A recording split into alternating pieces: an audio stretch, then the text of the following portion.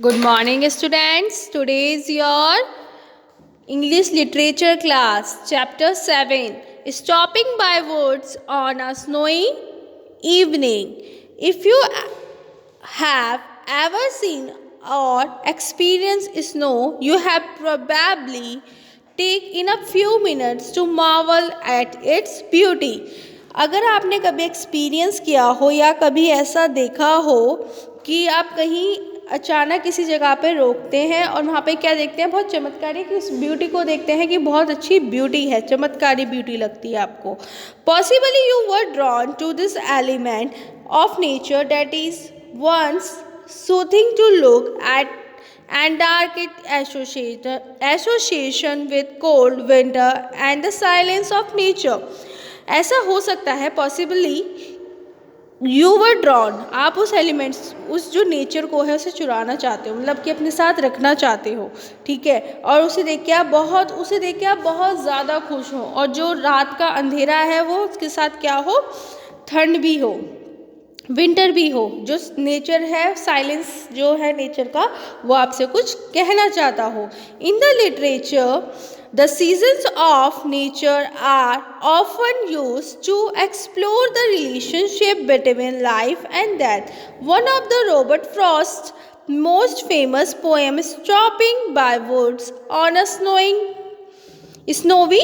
Evening, written in 1922, captured this pull between life and death, man and nature.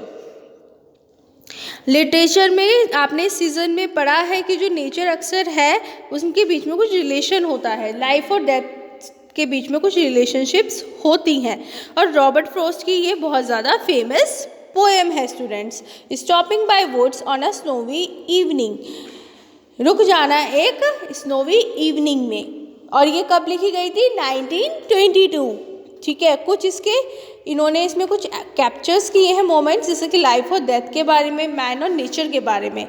So let we start our poem. Whose woods these are think, I know his house is in the village, though he will not see me stopping here to watch his woods fill up with snow. जिसका ये जंगल है, woods means होता है students जंगल, ये हम उस would की बात नहीं कर रहे जिसकी लकड़ी, जहाँ पे हमारे पास वुड्स होता है, WOODS, तो उसे हम कहते हैं जंगल. ओके, जिसका ये जंगल है, मैं सोच रहा हूँ जहाँ मैं रुका हूँ, और वो मेरे वो किससे बिलोंग करता है बेटा, गांव से बिलोंग करता है, और वो यहाँ है भी नहीं. उसे कैसे पता चलेगा कि मैं यहाँ रुका हुआ हूँ और इतने सुंदर नज़ारे को बहुत अच्छे से देख रहा हूँ. My little horse must think it queer to stop without a farm house near between the woods and frozen lake the darkest evening of the year. मेरा छोटा सा घोड़ा सोच रहा होगा कि मैं कितना विचित्र हूँ, मतलब किसी ऐसी जगह पे मैंने जाकर उसे रोक दिया है कि जहाँ पे ना तो आसपास कोई फार्म हाउस है, ना तो कोई रहने की जगह है, और मैंने उसे कहाँ रोक दिया है, एक जंगल के बीच में जहाँ पर एक फ्रोज़न लेक है, ठीक है, जमी हुई लेक है, और वो इस साल की बहुत डार्केस्ट इवनिंग है. मतलब कि आपको पता ही है कि ठंड में क्या होता है, अंधेरा बहुत जल्दी हो जाता है, तो वो ये सोच रहा होगा. और क्यूर मीन्स होता है स्टूडेंट्स विचित्र.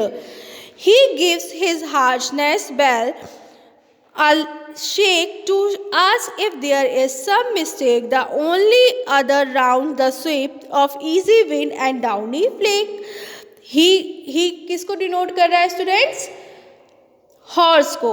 हॉर्स क्या बोलते हैं, एक अपनी बैल को हिलाते हुए अपने ऑनर से पूछना चाहता है, ऑथर से पूछना चाहता है कि मैंने कोई मिस्टेक की है जिस वजह से वो यहाँ रुक गया, या मैं उसे कोई गलत रास्ते पे ले आया हूँ, और यहाँ पर ये इतनी बर्फ़ गिर रही है ना. और देखिए स्टूडेंट्स, इस तरीके की होती हैं हमारी हार्नेस बेल. इस तरीके की देखिए घोड़े वगैरह हॉर्स जो है पहन के रखते हैं हार्नेस बेल. ओके,